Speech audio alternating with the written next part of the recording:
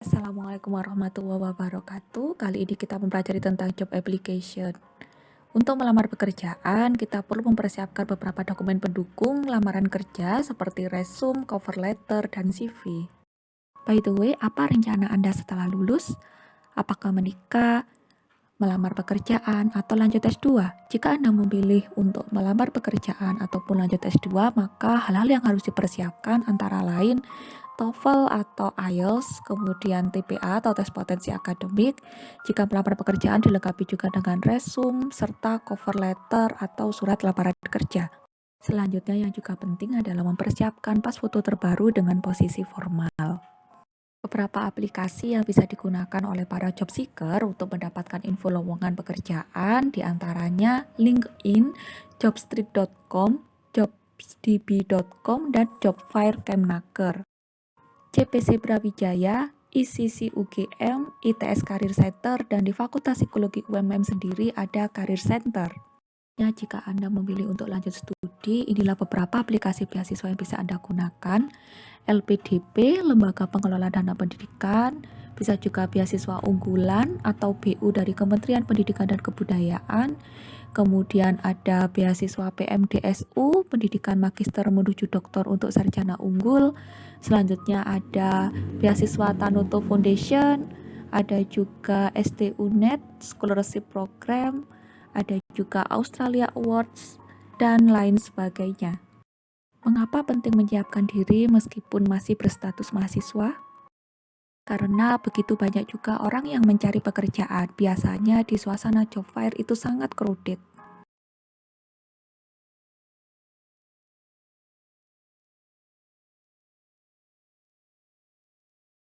Selain itu, dengan terbentuknya kawasan ekonomi terintegrasi di wilayah Asia Tenggara yang dikenal dengan istilah ASEAN Economic Community atau Masyarakat Ekonomi ASEAN, Indonesia dan 9 anggota ASEAN lainnya memasuki persaingan yang sangat ketat di bidang ekonomi, termasuk adanya aliran bebas tenaga kerja terampil.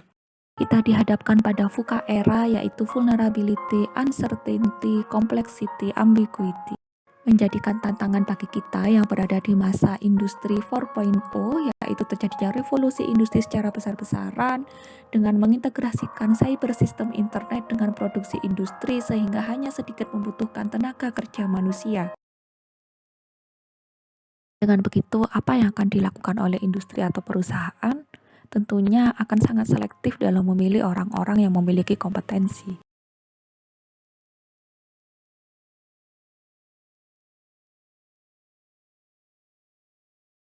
Kompetensi dalam dua hal, yaitu ability atau kemampuan dan behavior atau perilaku. Yang berada di ranah ability adalah skill, experience, dan knowledge, serta yang berada di ranah behavior adalah understanding dan attitude. Skill adalah kemampuan praktis untuk melaksanakan tugas yang ada. Experience adalah tingkat penguasaan pengetahuan serta keterampilan seseorang dalam pekerjaannya yang dapat diukur dari masa kerja dan dari tingkat pengetahuan serta keterampilan yang dimilikinya. Knowledge adalah kemampuan untuk melakukan tugas tertentu dengan urutan yang benar dengan sumber daya yang benar. Selanjutnya, understanding adalah memiliki pemahaman yang mendalam dan attitude adalah sikap yang positif. Oleh karena itu, saat ini kita harus produktif dalam waktu singkat, dapat mengerjakan banyak hal dan menghasilkan.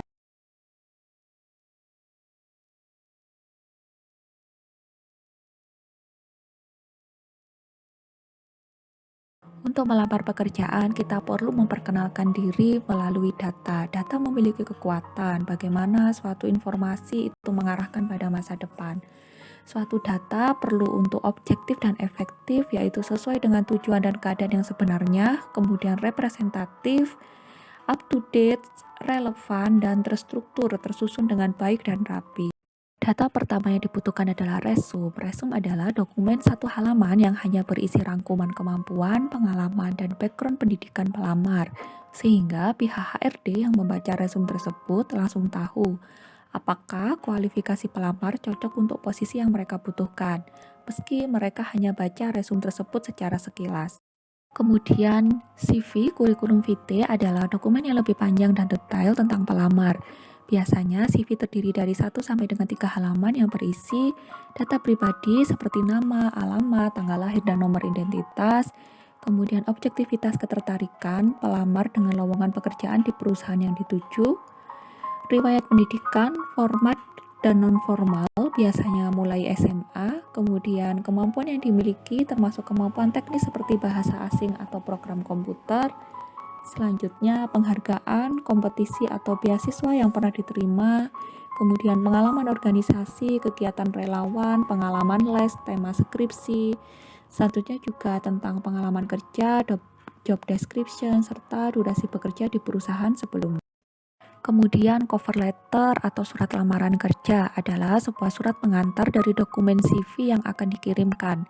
Berisi antara lain paragraf pembuka dari mana pelamar tahu info lowongan pekerjaan ini dan kenapa pelamar tertarik dengan lowongan pekerjaan tersebut. Kalau kita bandingkan dari dua resume ini, mana yang lebih menarik? Tentu yang colorful ya. Tips untuk menulis resume, pertama, pilih format resume yang benar. Apakah resume chronological, atau resume fungsional, atau resume combination, atau resume targeted. Penjelasan chronological resume adalah resume yang menekankan kronologis pengalaman kerja dan sejarah pendidikan. Susunannya diurutkan dari posisi paling akhir sampai paling awal. Resume ini sangat cocok bila sejarah pekerjaan pelamar cukup kuat dan pekerjaan yang dilamar sesuai dengan jalur karir yang dimiliki. Keunggulan resume kronologika ini adalah pemberi kerja sudah terbiasa dengan bentuk itu dan mudah menemukan unsur yang dicari. Yang kedua, menonjolkan pertumbuhan dan kemajuan karir. Yang ketiga, menonjolkan kontinuitas dan stabilitas dalam bekerja. Selanjutnya, penjelasan fungsional resume adalah resume yang disusun atas dasar fungsi-fungsi dalam organisasi yang dapat dilakukannya dengan baik dan menguraikannya terlebih dahulu keterampilan yang relevan. Pendekatan ini sering digunakan oleh pelamar yang baru lulus. Keunggulan dari resume fungsional ini adalah pembaca langsung mengetahui kontribusi yang bisa diberikan oleh pelamar. Yang kedua, pelamar menekankan pengalaman kerja lebih awal. Yang ketiga, kurang menekankan kemajuan karir atau masa menganggur yang lama.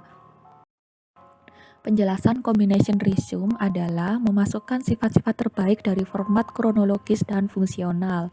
Format yang menekankan pada pendidikan dan pengalaman kerja pelamar atau resume kronologis, di samping itu juga memasukkan keterampilan kerja atau kualifikasi yang dibutuhkan atau resume fungsional.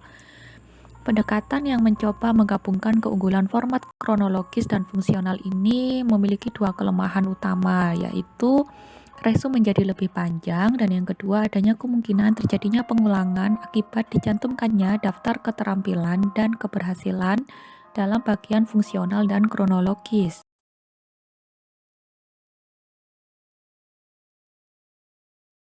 Penjelasan targeted resume adalah resume yang ditargetkan berfokus pada pembukaan pekerjaan tertentu. Resume yang ditargetkan ditulis untuk menyoroti keterampilan dan pengalaman yang relevan dengan posisi tertentu. Saat mengirim resume yang ditargetkan, resume akan diedit atau ditulis ulang untuk setiap pekerjaan yang berlaku bagi kandidat. Menyesuaikan resume untuk setiap posisi yang akan dilamar membutuhkan waktu dan usaha, tetapi membantu membuatnya sangat jelas untuk membuat siapapun yang melihat resume tersebut akan menilai cocok untuk posisi itu. Menyesuaikan resume memungkinkan Anda untuk menampilkan kualifikasi, pencapaian, dan aspek-aspek khusus dari riwayat pekerjaan yang sangat sesuai dengan persyaratan yang tercantum dalam uraian pekerjaan.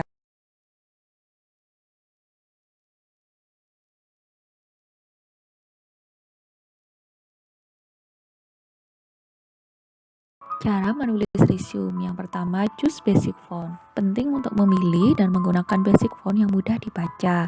Ada beberapa font yang dapat digunakan sehingga resume Anda dapat terbaca dengan jelas dan mudah dipahami. Yang kedua, include your contact information. Penting untuk mencantumkan kontak information Anda di dalam resume sehingga user dapat dengan mudah menghubungi Anda ketika akan memanggil untuk seleksi berikutnya, termasuk di dalamnya nama lengkap, alamat, jalan, akun media sosial, ataupun website terbaik. Selanjutnya, add a profile to your resume. Semakin spesifik Anda, semakin besar peluang Anda untuk dipertimbangkan dalam pekerjaan yang Anda minati. Yang kedua, include keywords resume of your skill. Yang kelima, prioritize of your resume content. Penting untuk memprioritaskan konten resume Anda sehingga pengalaman yang relevan wajib dicantumkan, kemudian pencapaian-pencapaian yang diperoleh sebelumnya. Yang keenam, use a resume template. Anda dapat menggunakan template resume yang tersedia, kemudian diedit sesuai dengan kreativitas diri dan kebutuhan. Yang ketujuh, email your resume. Ketika Anda mengirim resume email, paling penting untuk mengikuti instruksi yang diberikan tentang cara mengirimkan surat lamaran. Mungkin ada yang menginginkan resume Anda melekat pada pesan email dan dikirim dalam format tertentu, biasanya sebagai dokumen Word atau PDF. Yang kedelapan, share your resume as your attachment. Ketika melamar pekerjaan melalui email, Anda harus membubuhkan resume and cover letter di attachment.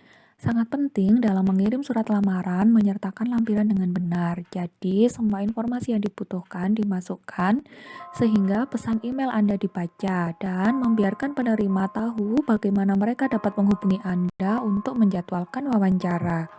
Berikut contoh resume berbahasa Inggris. Selanjutnya, contoh resume berbahasa Indonesia. Ini adalah contoh surat lamaran kerja berbahasa Inggris atau cover letter. Berikutnya, contoh dari CV atau kurikulum vitae. Sekarang, kita akan lebih mendetail membahas tentang surat lamaran kerja atau cover letter atau application letter.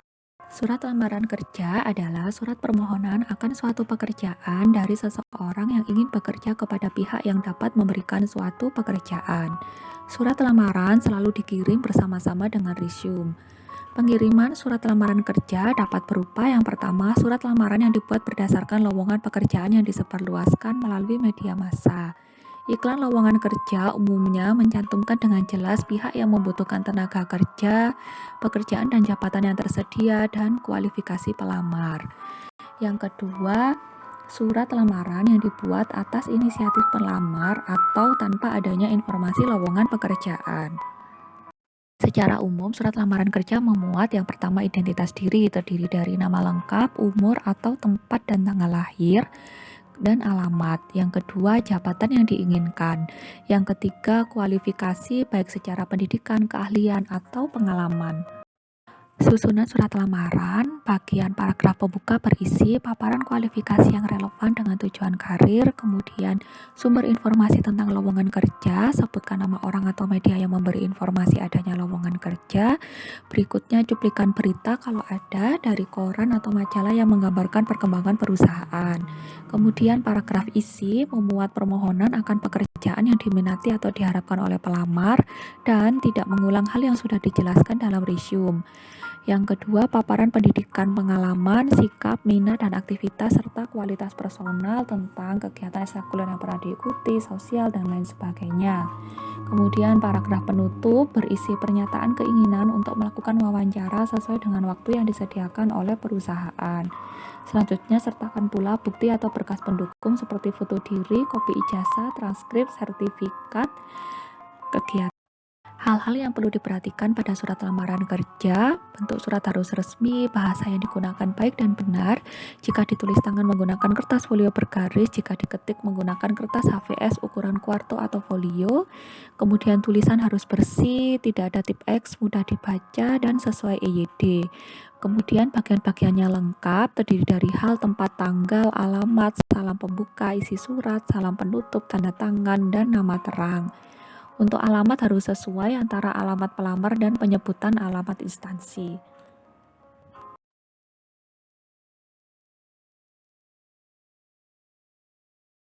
Lakukan hal-hal berikut. Kualifikasi pelamar sesuai dengan posisi yang dikehendaki. Bangkitkan minat pembaca terhadap kualifikasi yang dimiliki. Yang ketiga, tonjolkan hal-hal yang positif. Yang keempat, usahakan surat lamaran kerja rapi dan menarik. Yang kelima, tulislah surat dari sudut pandang pembaca, bukan dari sudut pandang penulis. Yang keenam, tekankan hal-hal yang berbeda dengan pelamar lainnya. Hal-hal yang harus dihindari, yang pertama, jangan melamar pekerjaan di luar kemampuan. Yang kedua, jangan mengirimkan surat lamaran kerja hasil fotokopi. Yang ketiga, jangan menyatakan Anda siap kerja apa saja. Yang keempat, hindari kata-kata yang berlebihan. Yang kelima, jangan meminta belas kasihan. Yang keenam, hindari mempersalahkan gaji, kecuali jika ditanyakan saat wawancara kerja. Yang ketujuh, jangan memberikan komentar langsung tentang karakter diri sendiri. Sekian penjelasan job application. Thank you.